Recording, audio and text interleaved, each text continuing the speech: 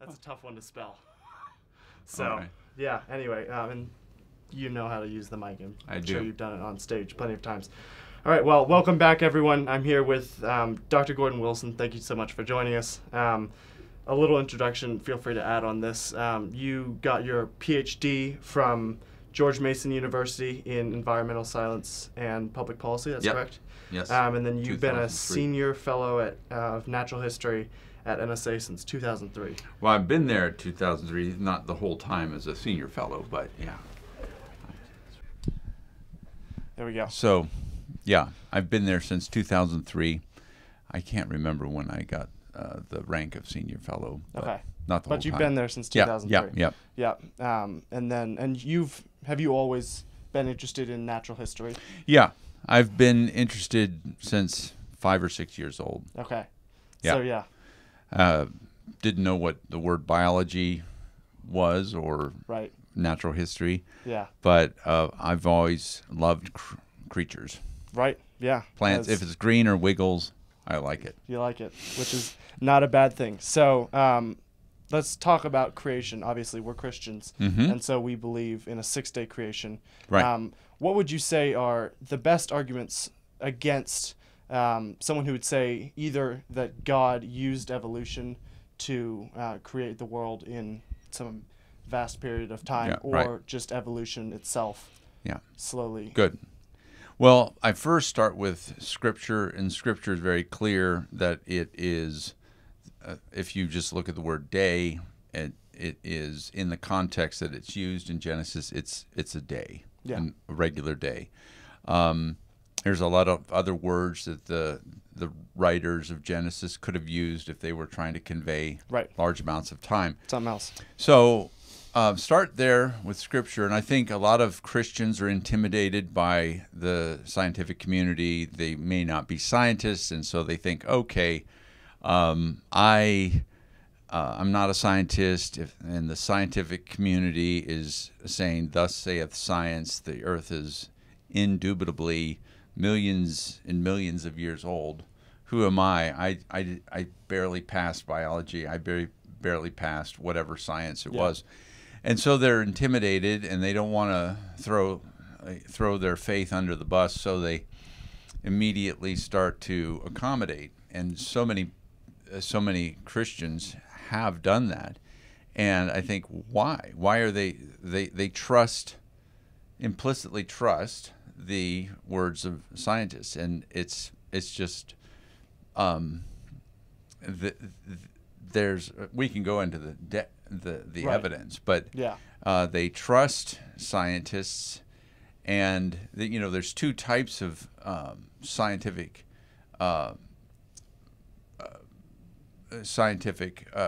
study. There's the empirical science, which is the scientific method. It's observable. It's repeatable. Right. You can like gravity. You're right. You can put a man on the moon. You can do all sorts of things. Yeah. Because you can repeat. You can experiment. You can observe. Right. In the here and now. Yeah. And in that kind of science, empirical science with the scientific method, there's a whole lot more certainty. Right. If you have forensic science, which is basically trying to figure out what happened in the past by looking at data right now, it's like a whodunit. It's like a whodunit, and you have to have a lot of data. You're not an eyewitness. You cannot see it.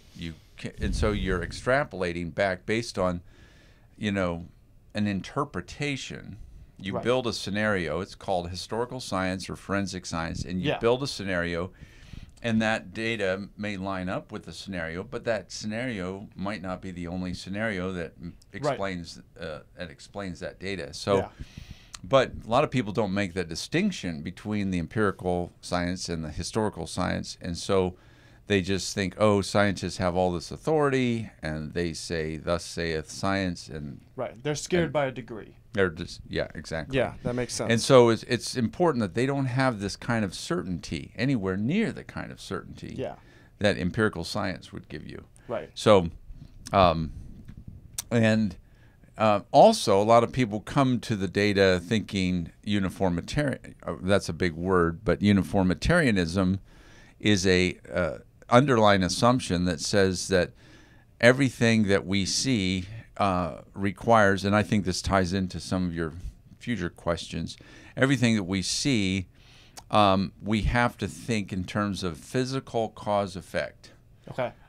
And that any kind of rates, whether it's erosion rates or sedimentation rates or decay rates or whatever rates, have been going on at a very uniform rate. Constant speed through all time. Through all of time. Yeah. And so we cannot do that. Which is a man-sized if. Yeah. That's a huge assumption to That's make. a huge assumption. Right. It's a huge assumption. And so that, falls into carbon dating, right. Which has been used many times for many scientists to say Christianity is stupid. Here we can show you this rock that is or X young years Earth old. Is stupid. I mean, they might not say Christianity is stupid, but they might say young Earth is 6,000-year-old Earth. Yeah, it's like many people think it's tantamount to saying a flat Earth or something like that. Yeah. And they bring to the table those assumptions and on the carbon dating. And it's one of those things. Carbon dating is just one of the dating methods. Yeah. It's under the umbrella of radiometric dating. Okay. You got uranium, lead, right. potassium, argon, carbon 14 to nitrogen 14. All these are different dating methods, and carbon 14 is actually one of those dating methods that's not used for the things that they think are super old. They think because carbon decays, and this is just a little background, because when inevitably people want to know about dating, but they need to have a little background knowledge. Right. Yeah.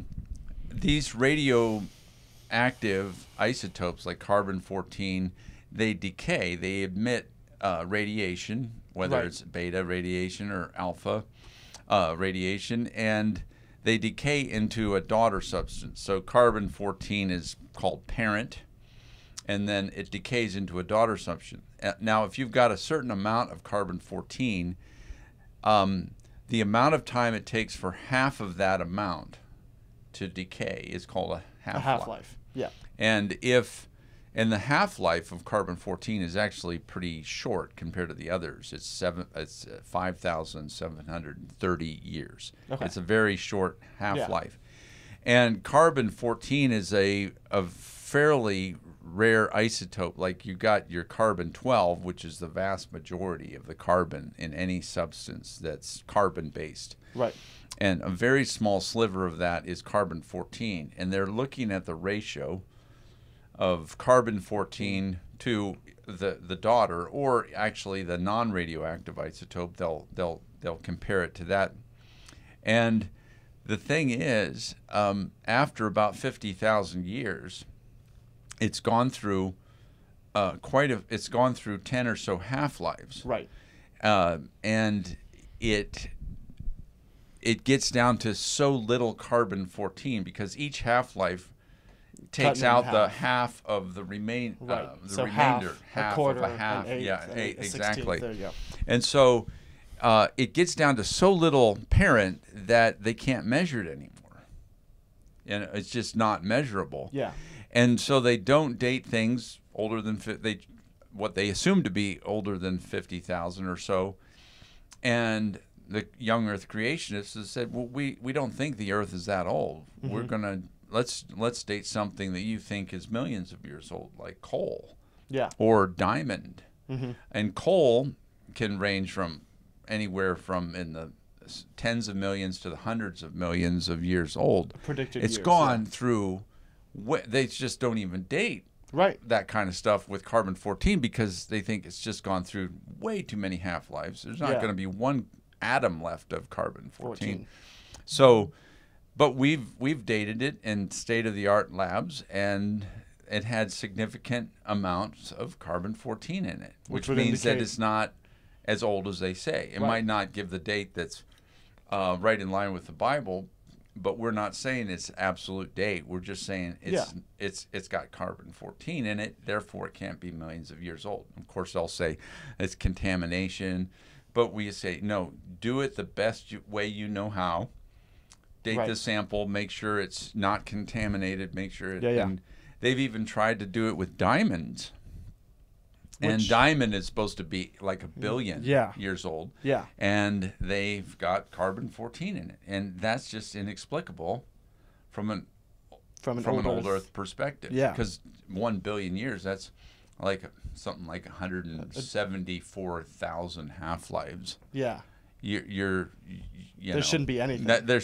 Even after 1 million, there shouldn't be any. No atoms left. So that's probably, it doesn't give you absolute dates, but it gives you dates that are, I call in my book, Darwin's Sandcastle, I have a chapter that kind of goes over the basics, and I call it blind dating. Yeah. Because, they don't have all of the numbers and all. They don't know that their assumptions are just, they've got 3 major assumptions. They're assuming that the decay rate's the constant. They're assuming it's a closed system, that false parent or false daughter isn't leaking in or out of the sample. And they're also assuming that they know the initial ratio of parent to daughter. So there's just whole bunch lots of assumptions and they can't prove them. But a lot of people just go, let's not go against the grain. Let's just go with the science. And then they sell the farm, so to speak. And theologically, old Earth just doesn't wash out theologically, because you've got to deal with the idea of death, lots of it, before sin even entered the world. Right. So. Yeah, we could go on and on. Which doesn't work out. It doesn't work out. But so, in that same vein, why does they're with the James Webb Telescope, they're now looking out and seeing supermassive black holes that are just wildly larger than even they would have thought possible with their trillions of years time scale. So, from a young Earth perspective, that's kind of confusing. So why do you think the Earth, the universe looks so much older? Again. The age thing that looks old is, again, importing our assumptions about how God made the world. We're always thinking cause of effect. For example, you didn't mention, but the light, say it's from a star, a galaxy, millions of light years away. How could it get here in that amount of time? It would require millions of years of travel just to get here. Yeah. And this sort of is ignoring the idea of miracle. Which we shouldn't do. What we shouldn't do, because when you're talking about God creating the heavens and the earth, there's going to be things that are going to, or a garden for that matter. Like if he's making the Garden of Eden, if it's got a soil profile, and it's got trees, those trees are going to have a certain apparent age. And parent maturity. There might be cobblestones in the creek. Well, with our understanding of processes, cobblestones have this look of being worn and weathered by many years of water erosion or rolling down a creek bed. Yeah. It's like, well, not that it says that there was cobblestones in a creek in the Garden of Eden, but it's not like God is lying to us if he makes a cobblestone. Right. And he makes an adult human being. I mean, if you look at a forensic medical examiner says this person was, he sees a dead body and he has to figure out how old. He's got to make some assumptions about, well, this person went through the normal development. He, zygote baby, born. He's maybe 35 years old and so on by looking at certain things and characteristics of his body. But Adam and Eve might have been a day old, but they weren't created as zygotes on a slab of granite, in in the Garden of Eden. Yeah. Because even zygotes, from a cause-effect natural way of thinking, zygotes presuppose sperm and egg. Right. And say, well, where were the sperm and egg? And then those presuppose ovaries and testes and so on. It's like, if God starts something, if we bring to the table all these assumptions about normal cause-effect of how a human is made or how a tree is made, will have to be from a seed, you know? And it's the same with the universe. Oh, it's got to start with a seed. The point singularity, 13.78 billion years ago, and it expands, and we're looking at it from a naturalistic perspective. Right. And that's just wrong-headed. Another instance is water from wine. Jesus making wine from water. The miracle at Cana. I mean, that presupposes fermentation, which takes some time, which presupposes grape juice, which presupposes grapes, which presupposes vines, which presupposes blossoms on the vine, and so on. And you can keep running things back in a naturalistic scenario and say, well, God can't make wine from, Jesus can't make water into wine because he's lying to us. He's skipping a lot of steps. He's skipping a lot of steps, and that's deceiving us because we normally see wine made thus and such a way. Right. So we need to just flush that idea of that miracles, we need to, in our calculus, we need to make room for miracles. And miracles, by definition, are intervening in the normal cause effect. Out of the ordinary. Out of the ordinary. Yeah. And creation itself is a miracle. Oh, yeah. Like something from nothing. Right. Should not have happened. But yeah. So you're saying that God created not only Adam and Eve and the Garden of Eden, but the whole universe with the age of or the apparent age, because he's wanting to mature. Yeah, just like he didn't make grape juice, he made wine. Right. There's apparent age in a miracle. Right. Yeah, that makes sense. So in some miracles, I mean. Yeah.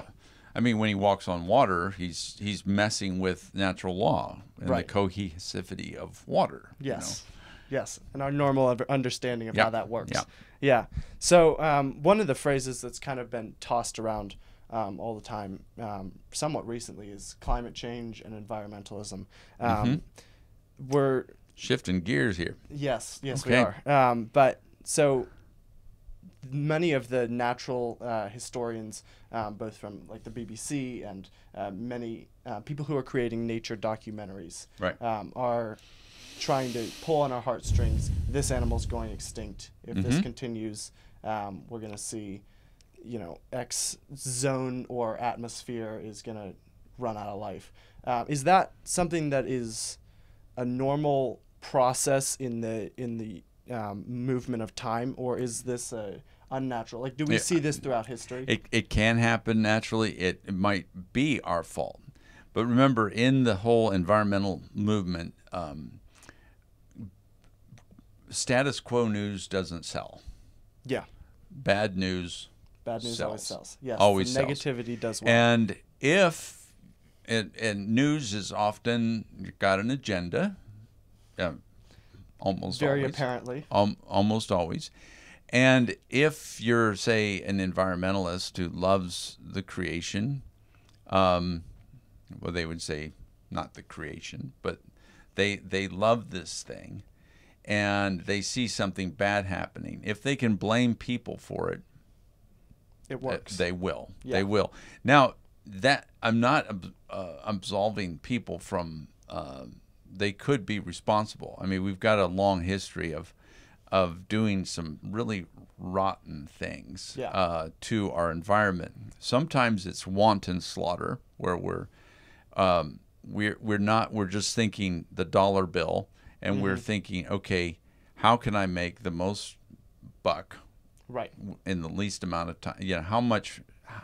How can I make the most profit in the least amount of time? How can I squeeze all the juice out of this? And not really concerned about the next generation. Right. So that happened with the bison, the American buffalo, the sea otters almost plunged into extinction. a number of things. Some things went to the brink of extinction. They're coming back now. Some we rubbed out completely. And I would say that many times it is our fault. Mm-hmm. It's not like it was malice aforethought, like, "Wah, we're going to." I can't wait to kill all the sea otters. It's like they're just thinking dollar bill, right? And they're making money, and they're not thinking big picture. And so some of it's just flat greed that's plunged things into extinction or near extinction. Sometimes it's inadvertent, like we come in, we do habitat development, we do habitat.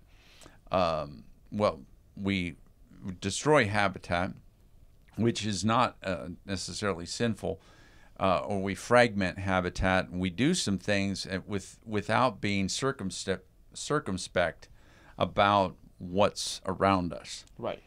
And so I think as Christians, we have to think, when the media says we're always to blame, well, we might be, we might not be. Yeah. Like the level of evidence is much lower for the media than it is for science. Yeah. And so I think a scientist that's really careful will say, well, maybe, but we got to get more data to know if we're really the cause of this we gotta or have more not. Evidence. Whereas the media is not so the big scrupulous. Headlines. The big headlines sell. If it sells, so you say it. Yeah, and it might be right, it might be wrong, but we need to look at it and go, well, just because an environmentalist says something doesn't necessarily, it may be riddled with bias, it may be riddled with sort of the hair on fire crisis alarmism, but we have to step back and go, are we, what's our responsibility? And that's why I wrote that book, Differentiative Green, right, is to just look at what our responsibility is to exercise wise dominion over all of it. I don't know if I'm answering your question or if I'm taking it in a different direction. No, but, go ahead.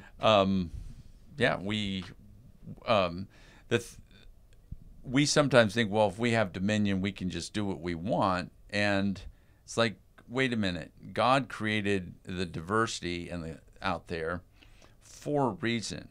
And it says in the scriptures, in Genesis, that after he had created all that he had made, he just finished the creation week. And a lot of that was living things, plants, animals, the sea creatures, the birds. Yeah. And he says, after he created it all, he said, looked at all that he created, and it was very good. Right. So that's his evaluation of it. Mm-hmm. And consequently, we shouldn't just say, okay, now we can just whittle away at it at our leisure. Yeah. Many of those, and we often think, well, no, we'll keep the stuff. We'll keep the animals and plants that have direct, practical benefit to us. Yeah. But we won't worry about all of this, we won't worry about all of the animals and plants that we look at and go, we have no idea what they're for, or in fact, they seem to be negative in some ways. And we, from I think a thoroughgoing Christian dominion, we should make sure we maintain the inventory. Yeah. That God has created. It doesn't mean that everything has to be super abundant. Right. There's always going to be more sheep than there is going to be pygmy marmosets or wolves, or which wolves. Is a good thing. Yeah. So we can exercise dominion. We can control certain things, but we should maintain the diversity that God made. We should try and make them not extinct. Exactly. Doesn't mean we shouldn't try to control things that can be a hazard or pest. We can control them, but we shouldn't just say, well, they irritate me, let's just annihilate them to utter extinction. So it is a bad thing for something. Is there ever a practical, or not even practical, but just a benefit to not only, you know, the surrounding environment, but maybe even the animals in that surrounding environment for something to go extinct. Yeah, I would say that there's a reason for it to exist, and that I think it's just sort of corporate folly to, you know, sometimes they go extinct, but I think if we look at the Old Testament, if you look at all through the Old Testament, we see the children of Israel constantly turning away from God, and all the way through. And one of his main way of bringing judgment and disciplining the children of Israel is it actually lays them out in Ezekiel, 4 disastrous acts of judgment. Right. And sometimes there's more if you survey all of them, but the 4 main ones that he itemizes is sword, famine, pestilence, and wild beasts. Yeah. And out of the 4, 3 of them are environmental. Yeah. So the way that God really can get our attention is by pulling the plug on and having some kind of environmental catastrophe. Yeah. Because the environment is our life support system. Right. Yeah. So absolutely. I think the best course of action is to obey God. That's always a good course of action. Yeah, the best. Yeah, at the individual level and at the corporate level, I think the solution, and this is something I push in my book, is that we're always looking at policy type things that we can impose on people, and the ultimate solution to environmental problems is the solution to sin, because sin is sort of the thing that the bane of our existence. The bane of our existence, and often the sins have environmental consequences, whether it's greed or, like in Hosea 4, it just talks about the children of Israel, and he just itemizes all of these sins. There's lying, there's murder, there's stealing, there's adultery, and he's laying it out in verses 1 through 3 of Hosea 4, and he lays it out and says, because of this, the land mourns. Yeah. And then says, the beasts of the field, the birds of the air, the fish of the sea are dying. Because of all of these sins. The disobedience. Some of the sins are directly responsible, like greed and wanton slaughter, but some things God just says, okay, in your calculus, you don't see how adultery has anything to do with the demise of fish. Yeah. And there is no logical connection. Because it doesn't seem like a one-to-one. But we've factored God out of the equation. And God says, okay, I'm part of the equation here. In fact, I am the main part of the equation. And the secularists has just factored God out, and we think everything is just us, and we've got to solve this environmental problem. Right. And it's like, well, actually, the gospel is the best thing. If the nations turn and bow to Jesus, and repent of right. I think that there's going to be a restoration. Yeah. Sometimes it might be God using us to restore. Sometimes it might just be restored through just God's blessing. Yeah. Whether he uses us as an agency to bring about restoration. Yeah. So how should Christians view the climate change or environmentalist movement, and why is it that it seems to be that most of the people who are kind of fighting for the restoration of some almost extinct species or the continuation of our healthy environment seem to be non-Christian? Yeah, that's a good question. I don't want that to be the case, because I want people to be exercising dominion, but so many Christians just go, they have a very big distaste of environmentalists, and understandably, because there's a lot of goofy, crazy policies and overreaction and climate crisis, and like, okay, there's a little bit of warming, so what? The benefits far outweigh far outweigh the negatives. Yeah. And yeah, there can be negatives, real negatives. But again, back to what I was saying, we need to bow the knee. Yeah. And, ask God. Repent and ask God to restore the years the locusts have eaten, and restore us. Yeah. So we should, as Christians, it's funny because these people that are Darwinian really don't have a basis. Yeah. For, they can love it. I don't dispute them loving the creation, but from their perspective, it all happened by chance. Yeah. It's not because God created it to be a blessing to us, both spiritually, emotionally, physically. Right. It's just like, oh, these are cool. Yeah. And it might be like a survival. Like I want the the environment for our sheep to be maintained, right, so that I can eat next week. Right. And the environmentalist says these are cool creatures, and yes, they're the result of millions of years of evolution, but how could we just blot them out of existence? And I think if they did go out of existence, why do they care? Why do they have value? Natural progression of evolution. Yeah. It's all going to burn anyway. Right. We're going, the solar system is going to wind down, and eventually the Earth is going to spin down into the sun, and it's all going to go up in smoke.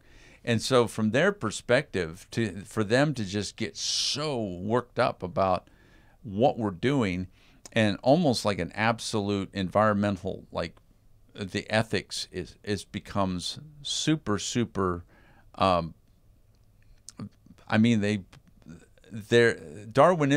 Darwinism does not give you any kind of ethic, whether it's environmental ethic or anything. Yeah. They can't. They can say, I really like these things. Yeah. And I don't like it when they go extinct, but that's personal preference. That's personal preference. And so right. you have to realize that we have the only foundation to say, yes, God made them, and that's why they have value. If it's just a dance of atoms over millions of years, then you don't have any value. They don't have any value. Nothing yes, that value. You like them, but that's, again, personal preference. And if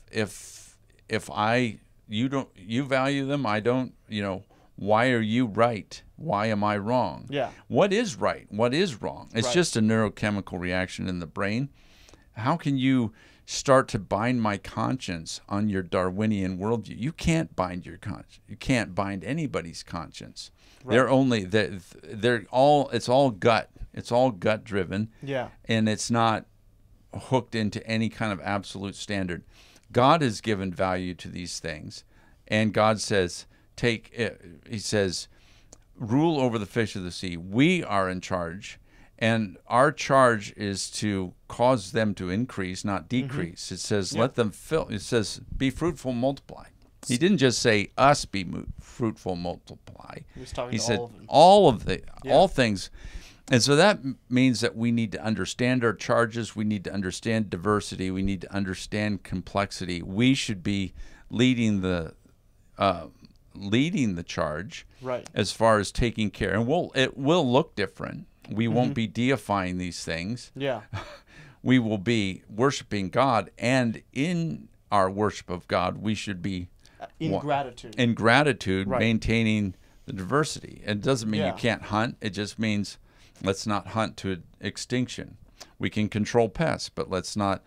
Many times the pest problem is because of our bad dominion. Right. We get the things get out of balance. The ecosystem gets out of balance, and then we all of a sudden have a proliferation of a certain creature, and we go and we blame the creature when it's really our own bad dominion that's offering them free room and board, and then they get out of hand and we blame them. It's like, no, we need to exercise good dominion. Right, yeah. And so that leads into my next question is, that's kind of why it's so important for Christians to not only exercise proper stewardship of their own, patch of the dirt, but also to teach their kids to as well. Yeah, right. To love and appreciate it. not to worship it. But yeah.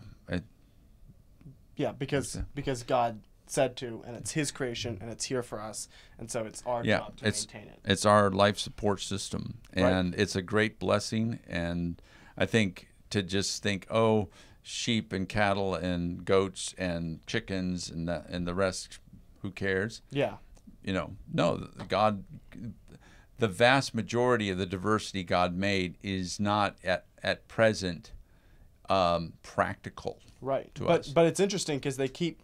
I mean, I see studies all the time where they're finding new things about, like, they'll find a plant and they're like, oh, actually this is super useful for X, Y, and Z. Yeah, and I do think there are some uses, whether it's culinary uses or other uses, but in the meantime, if we don't know, we should just go, let's maintain the inventory. Yeah.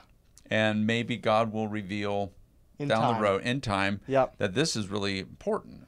Yeah. And it may be just an important cog in the health of the ecosystem. Right. We should maintain it. It might not give us the cure for cancer, or it may, and you could pluck it out, and the ecosystem might not implode immediately, but it's still better to have diversity because God put it there. Yep. So and that's why you were part of the Riot and the Dance. Right. We've had 2 movies so far. We're right. gonna have a third, Africa, coming out at some point.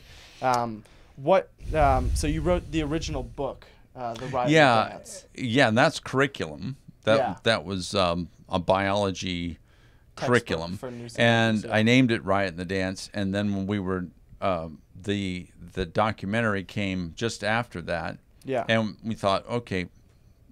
Nate liked the title, and I think that title brands each other. They brand each other. Yeah. Even though one's curricular and one is just good old family entertainment. Yeah, fun.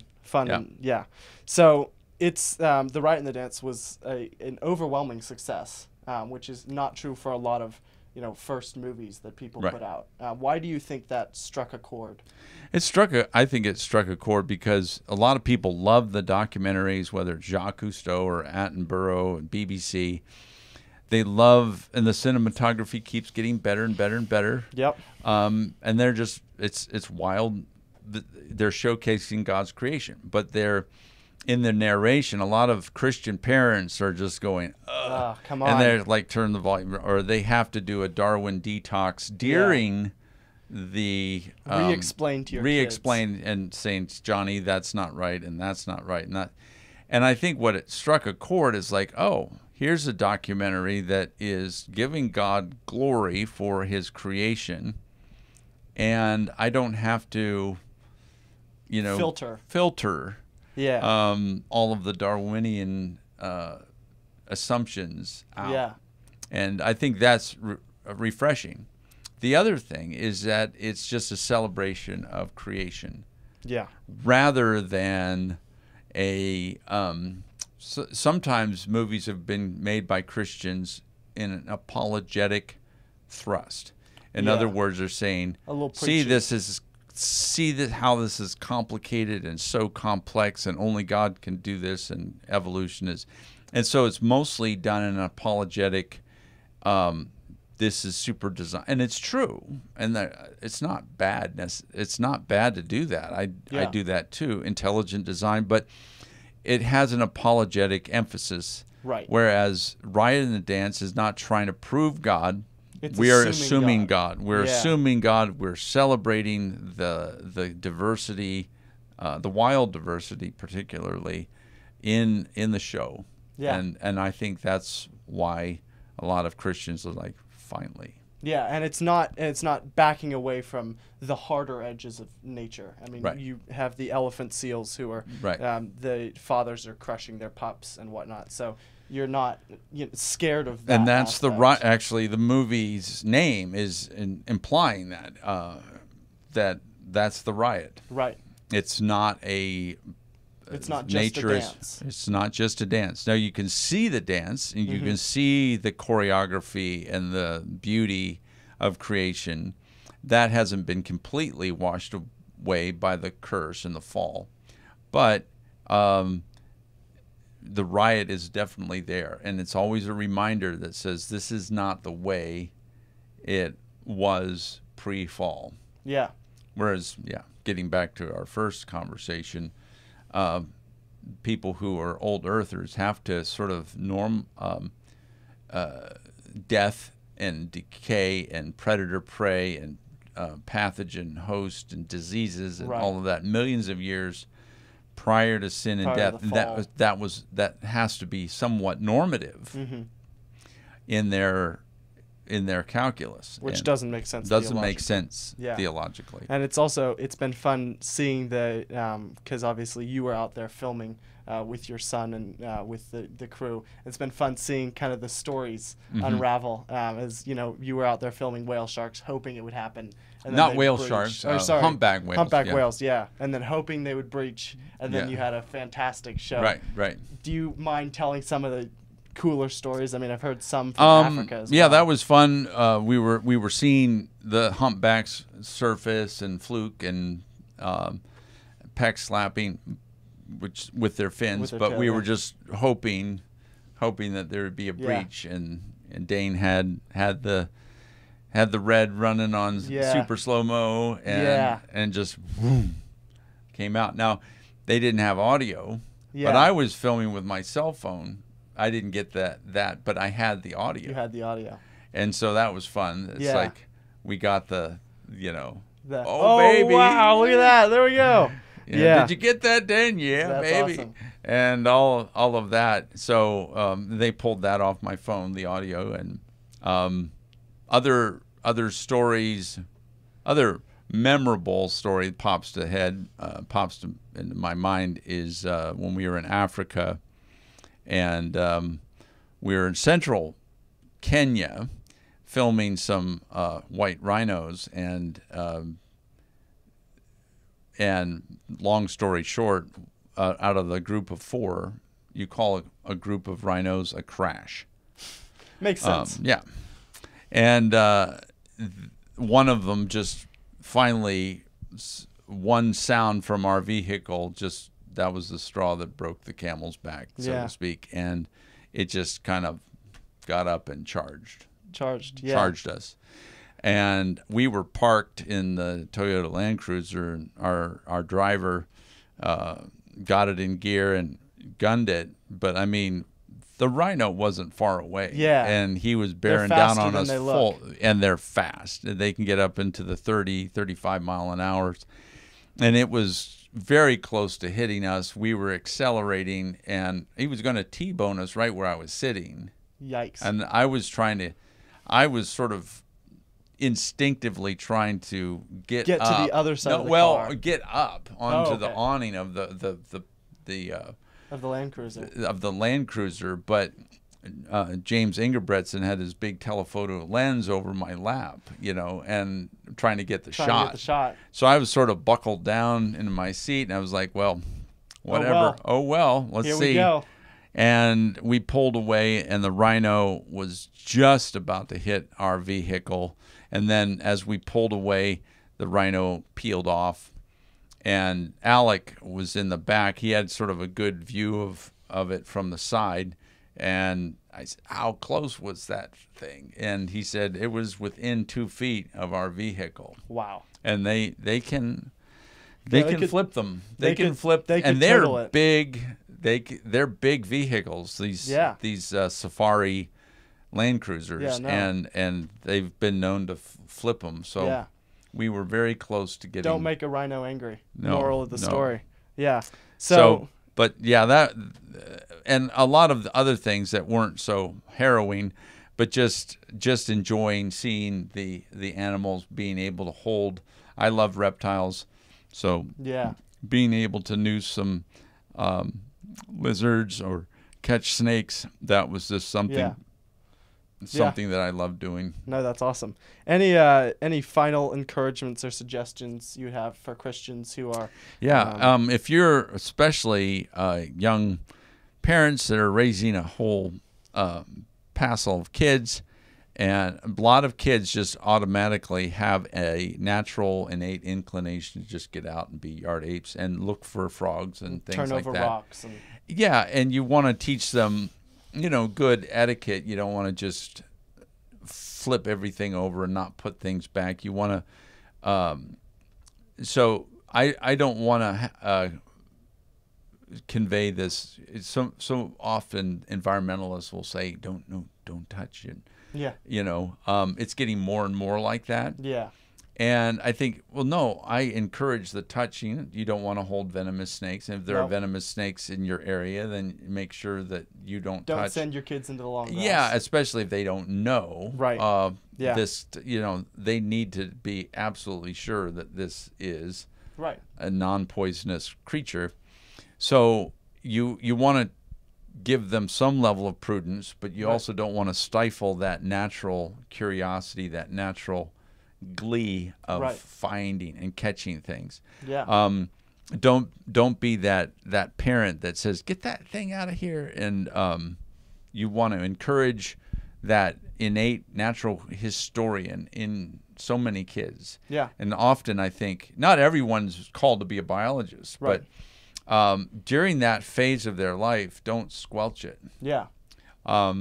Let them have an appreciation for God's the more you see it, hold it, experience it, and not just a frog, but try to get field guides or if you can't, field guides can lead you down if you don't know what to look for, you can do a false ID. But if you have experts in the area that know, get to know things so that because understanding the diversity of life gives you a deeper appreciation, not just, oh, it's a frog or it's a turtle, but when you start to see, oh, there's a dozen different kinds of turtles, and there's a couple dozen different kinds of snakes, 3 of which are poisonous, and I won't. Don't pick those up. Yeah, so be prudent, but give a long leash to encourage the love of nature, especially when they're little, and tell them that God handcrafted those creatures. Yeah.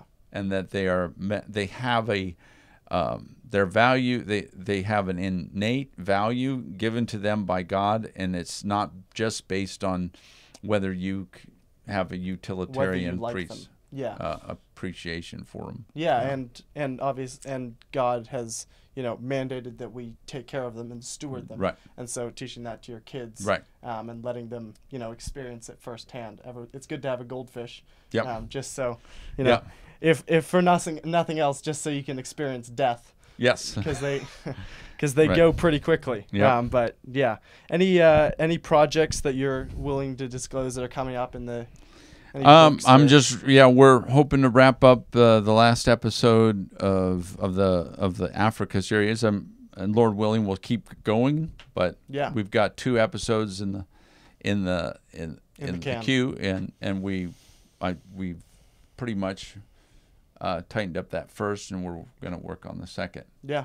And where will that be available? I'm not sure when. Okay. It's not. So. Will timetable. It be at Angel Studios? Yep. Is that where we'll find it? Yep. Great. Yep. And I'm continuing to teach at New St. Andrews. So and I wrote Different Shade of Green, which is the biblical approach to environmentalism and the Dominion Mandate. Right. And then recently wrote the book Darwin's Sandcastle, which talks about some of the other things we were discussing. Yeah, absolutely. Yeah. So if you want more of this incredible information, apply at New St. Andrews. Yeah. Thank you so much for coming on. All right. Thank you. Out a little